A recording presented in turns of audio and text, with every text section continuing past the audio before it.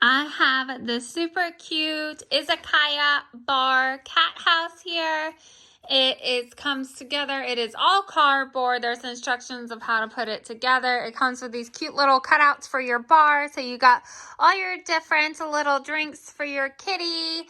And it comes with this attached little lantern and rope. And I just stuck some of the extra bar token things up here as well, but you can change it out if you like the lucky cat as well. That is up there.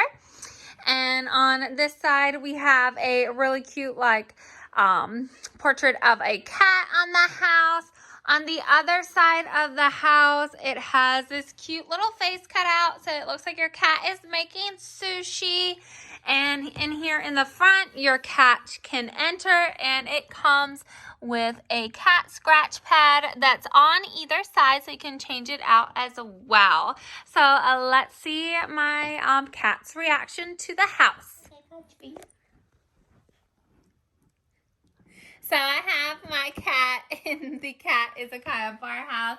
It looks so cute. It looks like she's making little sushi in the face hole.